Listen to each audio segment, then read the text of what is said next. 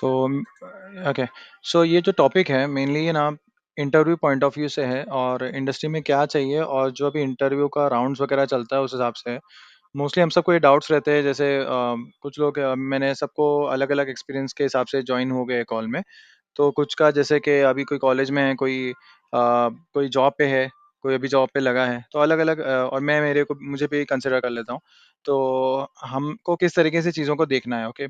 तो ये जो टॉपिक्स है इसमें से सबसे पहले स्टार्ट होता है डीएसए से। और हमारा जो डेवलपमेंट का रिलेटेड जो भी टॉपिक्स आते हैं वो है। और हम अगर इसको अगर हिसाब दे तो एक कोर कॉन्सेप्ट्स आते हैं। और फिर हमारा डीएसए है, फिर डेवलपमेंट जो हम काम करते हैं, और एक फाइनली है सिस्टम डिज़ाइन। ओके। सो आज का जो टॉपिक है ना ये इसके रिगार्डिंग ही है, इसके रिगार्डिंग रिवॉल्व होगा। और हमें समझना है कि ये चीज़ें जो हमें as a interview point of view से रहती है और हमारी प्रोफाइल बिल्डअप के लिए भी सब नेसेसरी है, तो कितनी है और उसको कैसे प्रिपेयर करना है, ओके। और अलग अलग एक्सपर्टीज के लोग हैं साथ में, तो हमें थोड़ा समझेगा भी कि सबको ज़रूरी है। और ये स्ट्रगल जैसे कि स्टार्ट में जब जॉब लेने के हिसाब से नहीं है, this is to even maintain also. Okay. और फर्दर हमें और भी अपॉर्चुनिटी ओपनिंग्स वगैरह जो रहती है उस हिसाब से भी ये मैटर करता है। इवन मुझे भी अगर कल को स्विच करना है तो मैं भी काइंड ऑफ ये चीज़ों को वापस से ब्रश अप करूँगा या देखूँगा, या कहीं न कहीं इनके बारे में कुछ ना कुछ लर्निंग करूँगा, ठीक है? सो फर्स्ट ऑफ ऑल ये पॉइंट ऑफ व्यू है। थोड़ा-सा ये भी देखेंगे कि इंटरव्यू प्रोसेस इन चीज़ों से कैसे अलग-अलग जगह पे अलग-अलग होता है। सब जगह पे ये सारी चीज़ें पूछी जाए ऐसा ज़रूरी नहीं होता है। और इनको प्रिपेयर कैसे करना है, इन सब चीज़ों में आता क्या है, ओके। सो ये आज का कॉन्टेक्स्ट है। अब इसमें मैं कोई एक सिस्टम डिज़ाइन या एक प्रिंसिपल को लेके एक्सप्लेनेशन नहीं करूँगा।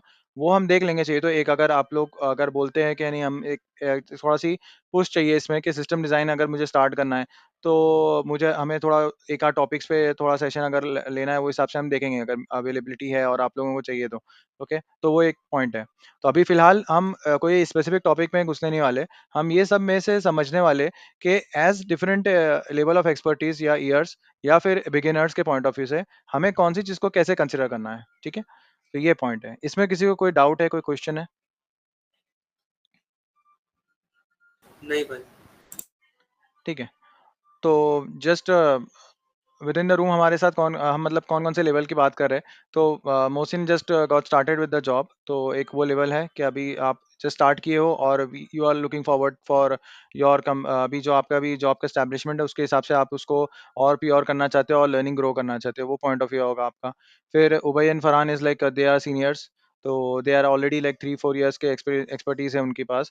तो बट वो लोग भी इन चीज़ों को किस तरीके से देखते हैं, उनको कैसा रिक्वायरमेंट है इसका, मुझे भी कैसा रिक्वायरमेंट इन चीज़ों का, मैं भी वो भी बताऊँगा, वो भी हाइलाइट करूँगा। With level of difference of years, okay, उस हिसाब से हम कॉन्टेक्स्ट से बात कर रहे हैं। Plus we have Umar, Bilal पता नहीं जॉइन करेगा कि नहीं। तो वी हैव डिफरेंट पीपल जो अभी कॉलेज में भी हैं और जो अभी लाइक पास हुए हुए हैं। तो ओके, सो देखेंगे कि ये चीज़ें कितनी इम्पैक्ट करती है और कितना उसमें हमें डेप्थ चाहिए, ओके। सो ये पॉइंट ऑफ व्यू से स्टार्ट करते हैं। सबसे पहले आता है कोर कॉन्सेप्ट्स, ओके। सो देखो इंटरव्यू के जो राउंड्स रहते हैं वो भले ही आप बिगिनर्स का ले लो या कोई एक्सपर्टीज़ का लो। आप लोगों ने जो सीनियर्स है उन्होंने इंटरव्यू लिया भी होगा, okay. So it's not like nothing new. Just point of view कैसा है कि चीज़ें ऐसी ही रहती है, ऐसे ही बिगिन करती है। और डिफरेंट कंपनी के इंटरव्यूज डिफरेंट होते हैं। तो पहले वो एक बॉटम लाइन बना लेते हैं कि हमारा जो एक स्टार्टअप का कल्चर होता है, ओके, स्टार्टअप या स्मॉल स्केल कंपनीज में कहता हूँ, ओके। ये इनका एक कल्चर थोड़ा अलग होता है। और फिर जो हमारी मिड स्केल कंपनीज है, उनका कल्चर अलग होता है इंटरव्यू को पर्सपेक्टिव से। और एक जो एमएनसीज़ होती है उनका, और एक फिर आप एकदम बहुत ज़्यादा हाई लेवल की टॉप नॉच कंपनी जिसको बहुत ज़्यादा इसका हाइप भी है, फैंग कंपनी, मैंग कंपनी जिनको कहते हैं हम, जो मेटा और फेसबुक वगैरह जो भी रहता है, ठीक है? वो हिसाब से उनका क्या पर्सपेक्टिव रहता है। तो हर एक का पर्सपेक्टिव डिफरेंसेस है, okay? And in perspective differences की वजह से ये चीज़ें कम ज़्यादा डिफर करती हैं, ओके? अब मैं इसमें एप्टी और वो बाकी के दूसरे जो ह्यूमन सेंट्रिक राउंड होते हैं, वो सबको मैं इग्नोर कर रहा हूँ फिलहाल के लिए। वो सब भी बहुत इंपॉर्टेंट होते हैं, ज़रूरी होते हैं। तो अगर आप फ्रेशर पॉइंट ऑफ व्यू से सोच रहे हो, तो आपके लिए एप्टी बहुत मस्ट है और ज़रूरी है, आप उसको अवॉइड नहीं कर सकते इवन फॉर 1 और 2 इयर्स ऑल्सो, ओके। बट आप वो थ्रेशोल्ड से ऊपर जा रहे हो, तो फिर ठीक है, आपको एप्टी वगैरह शायद नहीं आगा ना ही, मोस्टली 99% नहीं होता है। डायरेक्टली आपके कोर कॉन्सेप्ट्स और आपके एक्सपर्टीज़ पे इंटरव्यू होते हैं, ठीक है ना? लेकिन तीनों की जगह आप जो भी लेवल के हो, ये 3 चीज़ 4 चीज़ें मैटर करती हैं, ओके? मैं भी अगर जाता हूँ एमएनसीज़ के लेवल पे इंटरव्यू देने जाऊँगा या फिर स्टार्टअप और स्मॉल के कंपनीज़ में जाऊँगा, अगर मैंने अपना इंटरव्यू की प्रिपरेशन थोड़ा चेंज नहीं किया, उनके हिसाब से थोड़ा बदला नहीं, तो मैं वो इंटरव्यू राउंड क्रैक नहीं कर पाता हूँ, simple as that. So even मैं एक अपना एग्ज़ाम्पल बताता हूँ, मैंने डेलॉयट का दिया था लाइक 21 में दिया था शायद। मैं प्रिपेयर किया ही नहीं था कुछ भी ऐसे just I just appear for it. मैं ह्यूमन वाले राउंड में लोग जो मैनेजमेंट राउंड होता है, ह्यूमन एचआर कहते हैं, ह्यूमन रिसोर्स कहते हैं या फिर मैनेजमेंट राउंड, उसमें मैं डिसेलेक्ट हो गया था, okay? So point is that कि आप जो भी लेवल के हो, आपको थोड़ा-सी एक बार वापस से अपने आप को रिविज़िट करना होता है, ताकि आप उस लेवल के हिसाब से समझ के इंटरव्यू देंगे, ठीक है? अब ये कंपनी के सेटअप्स होते हैं, ओके? उस हिसाब से हमें अपीयर करना और डिसअपीयर करना रहता है, लेकिन प्रिपरेशन हमें सबकी करनी रहती है, ओके? सो प्रिपरेशन में कोई चेंजेस नहीं है। ये आप बस देखने का नज़रिया आप अपना भी बदल सकते हो कि आप कौन-सी कंपनी के लिए अपीयर होने वाले हो, ठीक है ना? तो इसमें आपकी प्रिपरेशन नहीं बदलेगी बट आपका जस्ट पॉइंट ऑफ व्यू और फोकस एरिया बदलेगा बस। तो इससे कोई लेना-देना नहीं आपकी प्रिपरेशन कम-ज़्यादा करने से, ठीक है? तो एप्टी और एचआर और मैनेजमेंट का राउंड को मैं इंक्लूड नहीं करता हूँ। अगर आप लोगों को किसी को ऐसा उसमें हेल्प चाहिए या कुछ मॉक चाहिए या कि क्या क्वेश्चंस रहता है, उसको कैसे टैकल करना है या फिर डिफरेंट लेयर्स पे लेवल्स पे आपको उसको कैसे अपीयर करना है, कैसे देखना है, वो अगर आप लोग चाहते हो तो उस पे हम डिस्कशन कर सकते हैं लेटर ऑन इफ रिक्वायर्ड। तो कोई भी टॉपिक ऐसा लगता है आप लोगों को तो please feel free to reach out. हम ऐसा कोई प्रोफेशनलिज्म नहीं मेंटेन करते। We are somewhat kind of connected. तो आप लोग कभी भी रीच आउट करो, कोई प्रॉब्लम नहीं है, ठीक है? तो अब आते हैं इसके ऊपर कि ये कोर कॉन्सेप्ट्स के बारे में बात करते हैं। तो ये मैं इसके भी बाद में डिस्कस करता हूँ कि इन क क जो भी आप प्रिपरेशन करोगे, ये कंपनीज़ वाइज़ डिफरेंस कैसे करना है आपको। तो if I just right core concepts, इसमें हम क्या बोलना चाह रहे हैं। सो देखो, कोर कॉन्सेप्ट अगर आप इवन एक्सपर्टीज हो, इवन मैं कितना भी मुझे कितना साल हुआ, 8-9 साल हो गए रहेगा, तो उस हिसाब से भी अगर मेरे कोर कॉन्सेप्ट्स कहीं ना कहीं डाइसी हो रहे हैं या मैं उसके आंसर्स नहीं दे पा रहा हूँ, तो interview will not even go beyond 5 minutes और 10 मिनट्स, ओके? उतने में रैप अप हो जाएगा और मुझे आगे कंटिन्यू करने नहीं दिया जाएगा। आप कोई भी टाइप की कंपनी ले लो, उसकी बात कर रहा हूँ। तो कोर कॉन्सेप्ट्स में हम क्या बात करें, बेसिक से इसमें आता है जो आपका बेसिक स्टार्टर होता है, जैसे कि ऊप्स कॉन्सेप्ट से हो गया, ओके? प्रोग्रामिंग के बेसिक डिजाइन प्रिंसिपल जैसे ले लो, सॉलिड प्रिंसिपल्स वगैरह हो गए ये सब। सो डिजाइन प्रिंसिपल्स, ओके? और डिजाइन पैटर्न्स वगैरह भी इसी में ले लो। सिस्टम डिजाइन में एकदम ज्यादा इंक्लूड मत करो इसको, ये ठीक है, इसके आगे स्कोप हो सकती है सिस्टम डिजाइन में, बट इसको आप कोर कॉन्सेप्ट्स में ही कंसिडर कर सकते हो। उसमें वो तीन टाइप के डिजाइन पैटर्न्स मेनली होते हैं, बिहेवियरल, स्ट्रक्चरल और क्या रहता है, क्रिएशनल, ठीक है? वो तीन टाइप के आप उसमें पढ़ सकते हो और भी डिटेलिंग में। तो ये कोर कॉन्सेप्ट्स में आते हैं, आपके ऊप्स के कॉन्सेप्ट हो गया, आप API development, basics of programming आपका जो होता है, बेसिक्स ऑफ प्रोग्रामिंग, आपके जो बेसिक सीक्वल नॉलेज होती है, सब मैं बेसिक्स की बात कर रहा हूँ, ज़्यादा हाई फंडू नहीं। और नेटवर्किंग का थोड़ा बहुत ज्ञान जो होता है आपका, कि सर्वर क्या होता है, डीएनएस क्या है एंड ऑल, ये सब बेसिक थिंग। तो ये अभी एक लेवल जाने के बाद आपको इवन देखोगे भी नहीं तो it is least bordered one, आपको इतना ज़्यादा इसमें देखना नहीं है।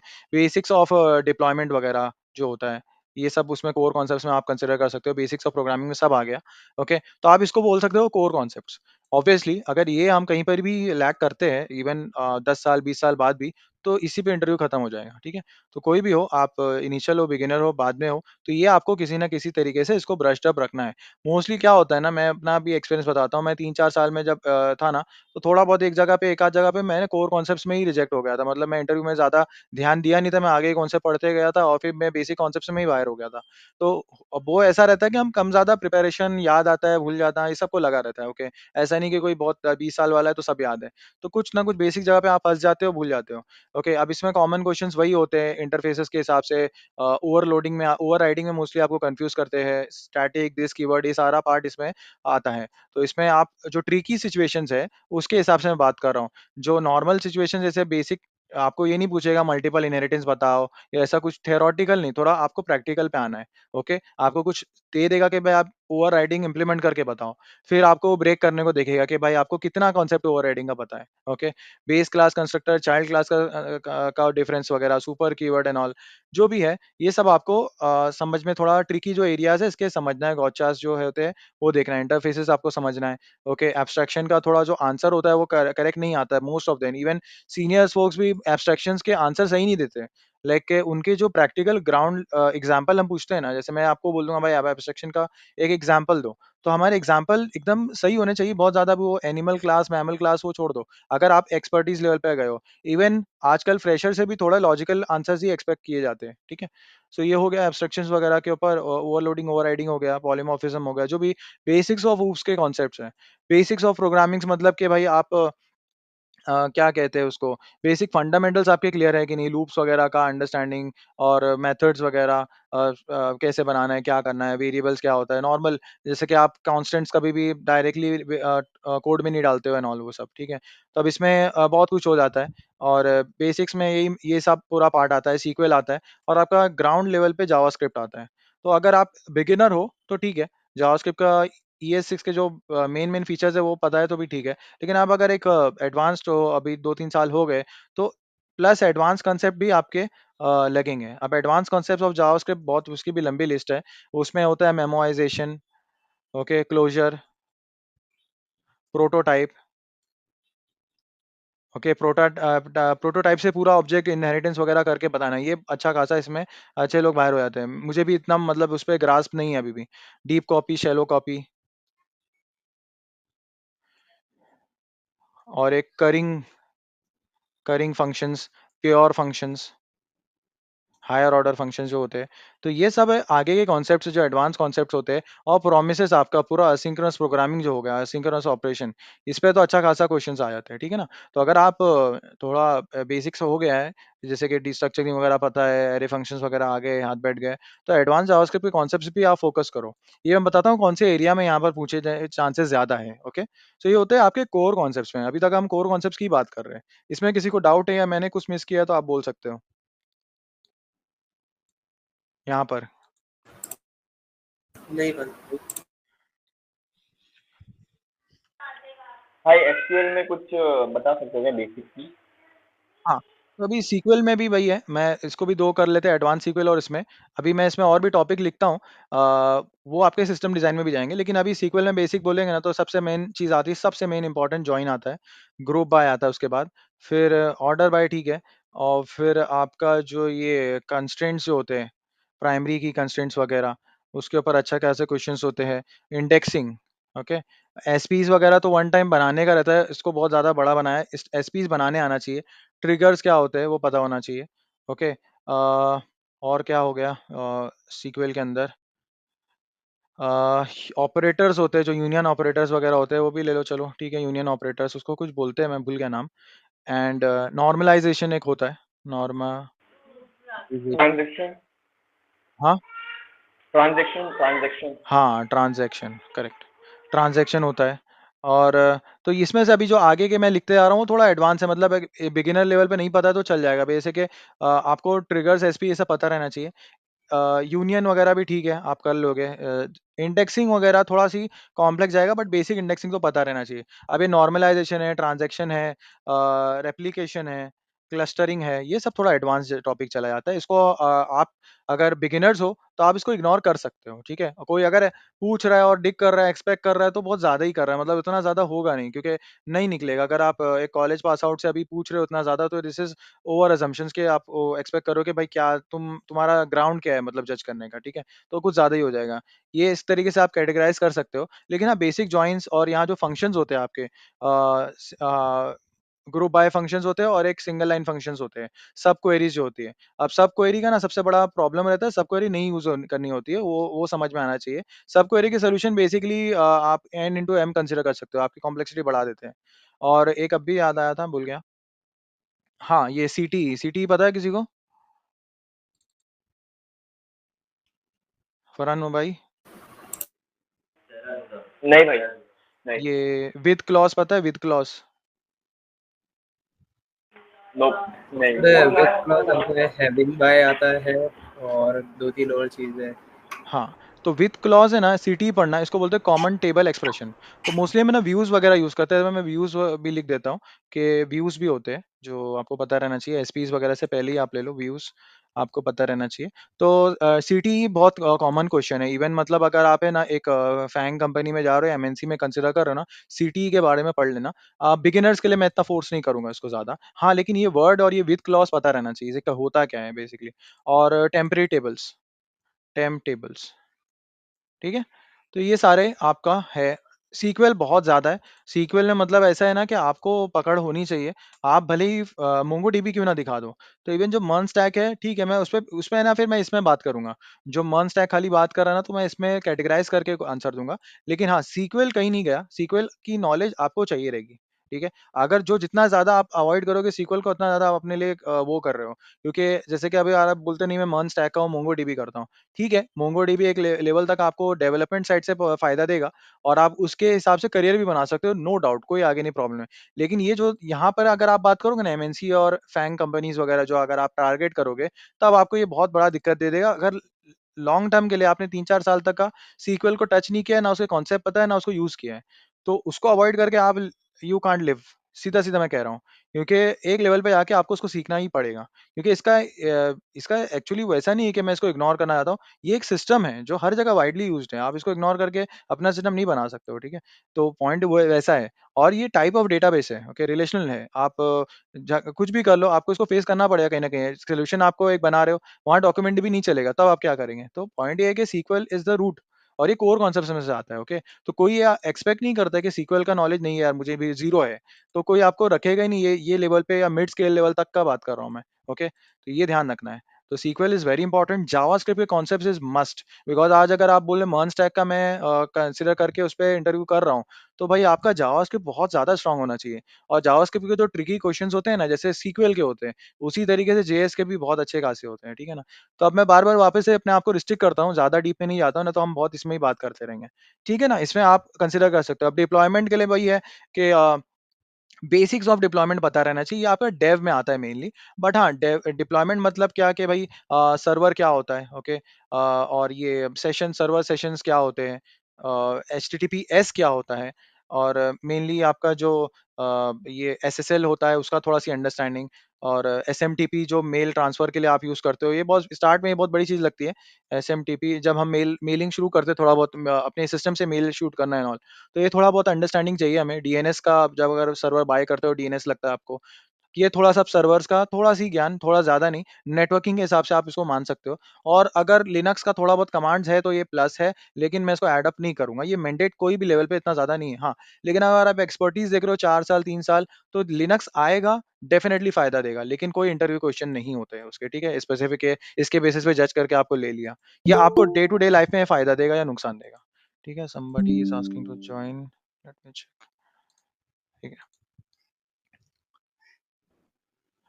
Okay. Coming back to this list. तो इतना सबको क्लियर क्लियर है। फरहान हो भाई, कुछ मिस किया क्या मैंने इधर पे? आप फ्रीली बोल सकते हो अगर कुछ यहाँ मिस हो रहा है। डिप्लॉयमेंट नेटवर्किंग एक ही पकड़ लो, इसमें नहीं थोड़ा, भाई नहीं। ठीक है ना। तो अभी यूआई यूएक्स में मैं इतना ज़्यादा नहीं जा रहा हूँ। सीएसएस का ज्ञान उतना ज़्यादा ज़रूरी नहीं है, क्योंकि CSS is not a judging parameter. जो हम जज करने वाले पैरामीटर्स है उसको ही ध्यान दे रहे हैं। अब आते हैं सबसे बड़ा चीज़, डीएसए, जिसका हाइप है। और ये हाइप जरूरी है, इसका रीजन ही बताता हूँ क्या है। हम आजकल ट्रेंड जो देख रहे हैं चेंज होगा, और ये होता रहेगा ट्रेंड। मतलब जब हम मैंने पास किया था तो ट्रेंड कुछ अलग था। तो फरहान भाई आप जब निकले थे तो लॉकडाउन का टाइम था, कुछ अलग ट्रेंड चल रहा था। अब जो बच्चे निकल रहे हैं कुछ अलग ट्रेंड पे चल रहा है। तो अभी का ट्रेंड ये चला हुआ है। ठीक है। ये 4-5 को अब लिस्ट डाउन कर दिया। मैं जब निकला था तो ऐसा कोई टर्म्स चलते ही नहीं थे। ओके। मैंने पूरा अपना 3-4 साल 6 साल निकाल लिया।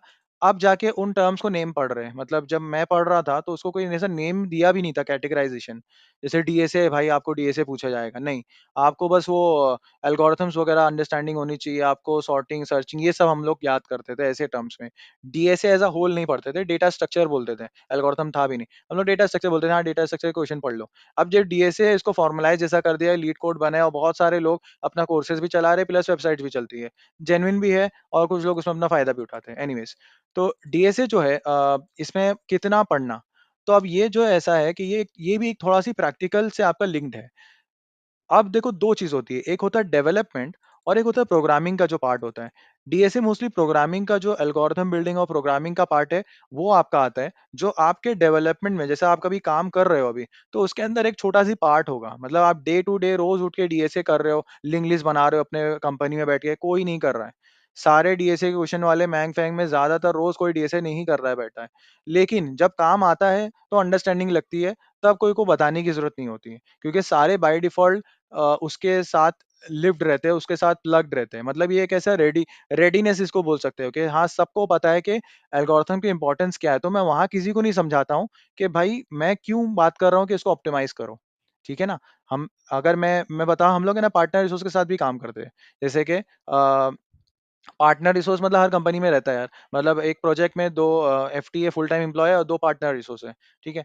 तो जो अंडरस्टैंडिंग एफटीई को रहेगी क्योंकि यहाँ पर इन लोगों ने ये सारा फ़िल्टर लगा के रखा है कि जो हायरिंग होगी, वो इस बेसिस पे होगी। तो अब जो भी आया रहेगा, उसको डीएसए पता रहेगा। उसको ये पता रहने से क्या फ़ायदा होगा? मुझे उसको ये नहीं समझाना है कि भाई टाइम कॉम्प्लेक्सिटी इंपॉर्टेंट है मेरे लिए। आप इस कोड को ऑप्टिमाइज़ करो, मुझे उसको बोलना नहीं पड़ेगा। वो खुद अपने आप को समझेगा कि उसको क्यों ये बग रेज़ हुआ है परफ़ॉर्मेंस का। और उसको बग रेज़ होना भी नहीं चाहिए क्योंकि उसने फर्स्ट थॉट पे सोचा क्यों नहीं परफॉर्मेंस के बारे में, समझ रहे हो? तो ये डिफरेंस स्टैंड आउट करने के लिए होता है कि डीएसए का अंडरस्टैंडिंग होने से क्या फ़र्क पड़ रहा है। आपके सोच में थॉट प्रोसेस में बदलना चाहिए कि आप अभी तक एक नॉर्मल कोड लिख लेते थे, आप ये आपको इसमें कोई ऑफेंसिव नहीं लगता था लिखने में, ठीक है? You are not feeling any offensive in this one. मैं भी लिखा हूँ कोड, ऐसे ही लिखते हैं हम स्टार्ट में, 10 फॉर लूप लगा दिए, इवन एरो फंक्शंस में भी कभी-कभार हम लूपिंग कर देते हैं, हमें पता नहीं रहता ये लूप कर रहा है यहाँ पर। समटाइम हम जेनुइनली भी नहीं करते, कर देते हैं और लूपिंग 2 बार हो जा रहा है वो। या फिर कहीं 3 बार लूप हो रहा है या सब क्वेरी लगा दी हमने या फिर कोई एक ऐसा फंक्शन लगा दिया है। एक बेसिक सा बताता हूँ कंकैटिनेशन या कहीं पर है ना डिस्टिंग भी बहुत ज़्यादा हार्मफुल हो जाता है कोई-कोई जगह पे। तो ये सब सीक्वल वगैरह ये काम करते-करते समझ में आएगा। एनीवेज़